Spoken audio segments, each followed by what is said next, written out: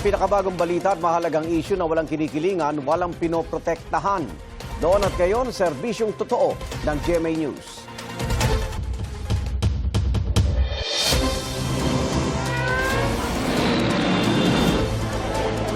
Sa kayo po ay Pisana. Ito na ang mga unang balita. Maghahating gabi kanina matindi pa rin ang traffic sa northbound lane ng EDSA papalapit sa People Power Monument sa Quezon City. 2 lane lang ng EDSA ang daraanan ng mga motorista, kabilang na ang busway. Inilipat ng MMDA ang mga concrete barrier para mas maraming lane na madaanan. Ang isang bus na nakapwesto sa EDSA, pinakiusapan ng mga pulis na alisin, pero hindi pumayag ang mga nagkikilos protesta. Sa White Plains Avenue, kanya-kanya ng latag na mahigaan ng mga miyembro ng Iglesia ni Cristo. May mga nagtayo pa ng mga tent, ang iba galing sa malalayong lugar. Gaya ni Roland at kanyang mga kabarangay na bumiyahe mula sa Tarlac para makiisa sa kilos protesta. handa po kami, Renor sign, talagang handa po kaming talagang transparency na hinahanap natin. At walang talagang kasi nagiging parang selection yung justice din kung minsan. Sinasabi nila, sana maging patas talaga. Galing namang Dasmariñas, Cavite si Josepher at kanyang mga kaanak. May baon silang mga pagkain at pananggalang sa ulan. Suot pa niya ang t-shirt na may nakasada mga katagang transparency at accountability. Lagana po yung corruption sa ating bansa po. Pilit nating nilalaban po yung karapatan natin. Kung sino pang tama, yan pang kinakasuhan po. Ang mga mali po, sila pang namamayani. Kaya nandito kami para ipaglabang namin ang karapatan bilang isang mamayang Pilipino po. Madaling araw na may mga dumarating pa rin para makiisa sa ikalawang araw ng programa. Kabilang na magpinsang Carlo at Ryan na galing Marilao, Bulacan. Nag-leave na raw sila sa kanilang mga trabaho ngayong araw. Sa panawagan po ng Iglesia ni Cristo, transparency and democracy. Galing sa trabaho, syempre, tsaka medyo talagang traffic talaga kanina. Medyo nagpaluwag muna kami ng kalsada. Pero hindi pwedeng lumagpas yung pagkakataon na to na hindi makipagkaisa.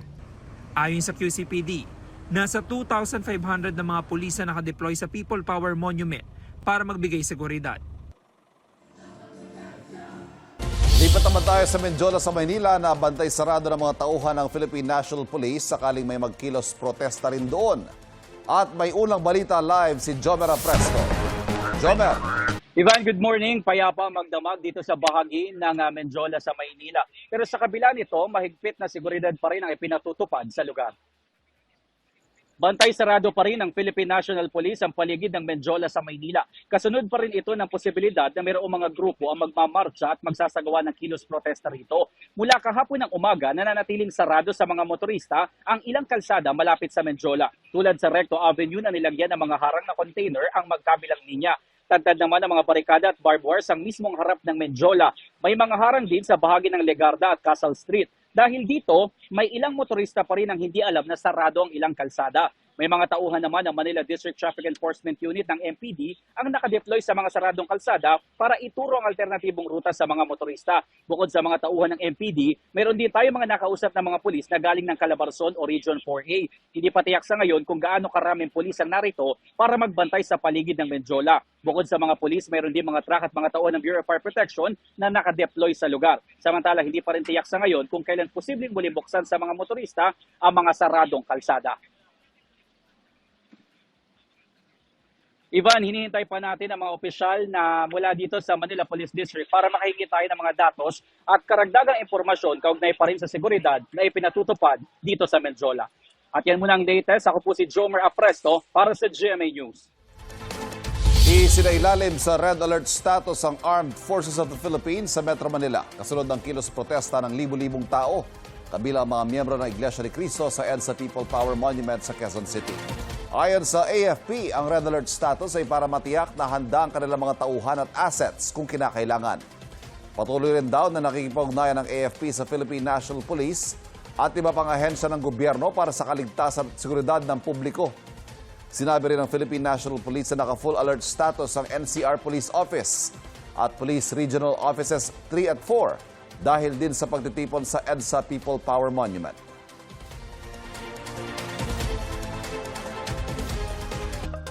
Bagaman nagtataka raw si Pangulong Bongbong Marcos sa basihan ng kilos protesta sa EDSA, iginagalang niya ang karapatang magtipon at magpahayag ayon sa Malacanang. Sabi ng Iglesia ni Cristo, hindi makatarungan kaya ipinoprotesta nila ang nakatakdang pagsasampa ng kasong plunder laban kay Senador Rodante Marcoleta kaugnay sa pagtanggap niya ng 75 million pesos na donasyon noong 2025. Narito ang aking unang balita.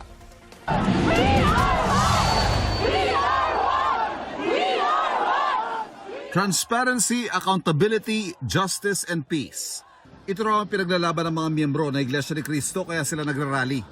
Tinututulan nila ang nakaambang pagsasampa ng kasong plunder laban kay Senador Dante Marcoleta. Si Senator Dante Marcoleta ay nanguna sa pag-iimbestiga sa isa sa pinakamalaking pandarambong na naganap sa ating kasaysayan. Bakit siya na nagsusulong sa pag-expose ng mga sangkot sa napakalaking pagnanakaw sa Pilipinas ang kakasuhan at ipakukulong sa halip na ang mga na-expose? Ang nakaambang kaso ay kaugnay ng pagtanggap ni Marcoleta ng 75 million pesos mula sa 3 individual noong January 2025, panahong kongresista pa siya. Ayon sa ombudsman, hindi tamang tumatanggap ng ganong kalaking halaga ang isang opisyal ng gobyerno. Pero tanong ni INC spokesperson Brother Edwil Sabala, paanong naging plunder ang pagtanggap ng campaign donation o campaign contribution? Hindi naman galing sa kabangyaman ng Pilipinas ang tinanggap niyang donation. Pero sabi ng ombudsman, hindi kailangan galing sa kaban ng bayan ang perang tinanggap para ituring itong plunder. Binalikan din ng INC ang pag-absuelto ng Commission on Elections kay Marcoleta tungkol sa tinanggap na pera. Hinihingan namin ng pahayag ang COMELEC. Sa pahayag nila noong Marso, sinabi nitong bagamat nakumpirmang tumanggap si Marcoleta ng pinansyal na kontribusyon nagkakahalaga ng 75 million pesos. Nangyari ito bagong simula ng campaign period kung kailan hindi pa maituturing na kandidato si Marcoleta, kaya hindi maituturing na election offense ang non-declaration. Pero paglilinaw ng COMELEC, maring may iba pang batas na nakasasakop dito. Hindi tutol ang Iglesia ni Cristo sa pagpapatupad ng batas. Pero tutol kami sa pagbaluktot sa batas, lalo na kung ang layunin ay para pagtakpan ang katiwalian. Gusto naming ipaalam sa kanila na isang injustice ang selective justice at hindi kami mananahimik sa harap nitong napakalaking pagyurak sa katarungan na hinihingi ng ating mga kababayan.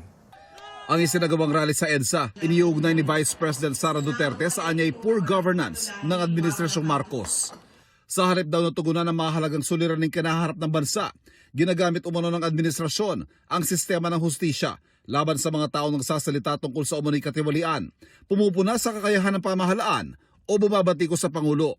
Sabi pa ng Bisen, nagbunga ng mas mapaniil na sitwasyong pampolitika ang estilo ng pamumuno ni Pangulong Bongbong Marcos, kung saan ang mga kritisismo ay sinasagot ng pananakot.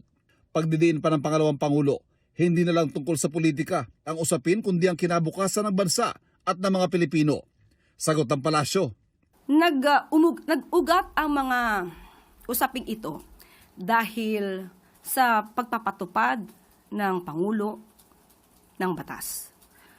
Sa mabilisang pagpapanagot sa mga taong sangkot, walang sinisino, walang kulay.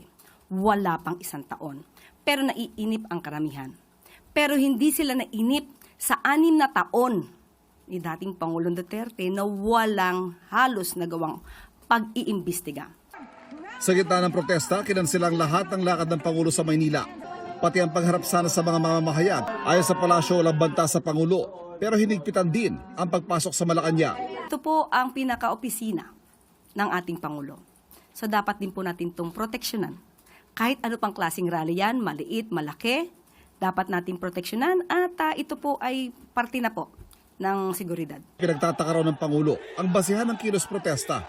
Nagtataka siya na dahil masasampahan ng kaso si Senator Marcoleta or na nasasangkot sa isang kaso sa Senator Marcoleta ay kailangan ng maglunsad ng ganitong kalaking rally. But still, ang Pangulo po ay nakikinig, iginagalang sila, ang tangi lamang niyang hiling ay igalang natin lahat yung mga naaapektuhan na dapat ay hindi naaapektuhan. Ayon sa palasyo, nirerespeto ng administrasyon ang karapatan ng Iglesia ni Cristo na magtipon at magpahayag. Suportado rin ng Pangulo ang panawagan nila para sa pananagutan, hustisya at kapayapaan. Ang Pangulo po ay naniniwala sa paninindigan ng INC. Ipatupad ang batas, transparency, accountability, managot ang dapat managot. At yan po yung ginagawa ng administrasyon. Kung dapat managot ang isang Senator Marcoleta na nagkataon na miyembro ng INC, hindi po ba dapat na i-push din natin yon? Utos ng Pangulo sa pulisya, maximum tolerance at paggalang sa karapatan ng mga nagpoprotesta. Kasabay nito ay ang utos na ipatupad ang batas at pangalagaan ang karapatan ng ibang naaapektuhan. Ito ang unang balita. Ivan Mayrina, GMA News. Tiniyak ng Manila Water na hindi maantala ang supply ng tubig sa mga customer nila sa kabila ng epekto ng El Nino at nabawasang supply ng tubig mula sa Angat Reservoir. Ayon sa Manila Water, may mga alternatibo silang pinagkukunan ng tubig. Kabilang ang Upper Wawa Dam at Tayabasan Weir na kaya mag-supply ng abot sa 710 million liters ng tubig kada araw. Bungod pa yan sa 80 million liters ng tubig na kaya i-supply ng Calawis Water Supply System Phase 1 kada araw. By water treatment facilities din daw ang Manila Water ng tubig mula sa Laguna Lake na 15 million liters naman ang kapasidad. Manila Water ang susupply ng tubig sa 23 syudad at bayan sa Metro Manila at Rizal. Binawasan naman ng National Water Resources Board ang water allocation nila mula sa Angat Reservoir na bumaba na ang antas sa low critical level. Ngayong panahon ng tag-ulan at pagbaha sa ilang lugar, palalawakin naman ng PhilHealth ang benepisyo para sa kanilang mga miyembro sa sakit na leptospirosis. Sa ilalim ng pinalawak na benefit package, pwedeng makatanggap ng hanggang 63,000 pesos ang mga kwalipikadong pasyente na nagka-leptospirosis para sa pagpapaospital. Hanggang 170,000 pesos naman kung kinakailangan mag-hemodialysis at 230,000 pesos kung peritoneal dialysis. Kung kailangan pa ng mas matinding pagpagamot, hanggang mahigit 400,000 pesos ang pwedeng makuha ang benepisyo ng pasyente na PhilHealth member.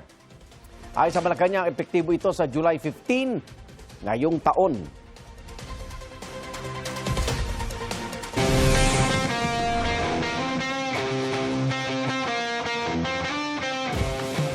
Panalo sa first round ng 2026 Wimbledon si Pinay tennis star Alex Ayala. Nakatapat ni Ayala sa opening round si Renata Zarazua ng Mexico. Matapos ang unang set sa score na 6-1, pinagpatuloy pa niya magandang pagpapamalas sa second set. Natapos po sa score na 6-2. Ito ang unang panalo ni Ayala sa Wimbledon. Nitong 2025, nakapasok din si Ayala sa prestiyosong torneo pero hindi naka-advance sa second round. Ang sunod po na mga kalaban ni Ayala, si Maya Joint na dati na niyang nakatapat sa finals ng 2025 Eastbourne Open.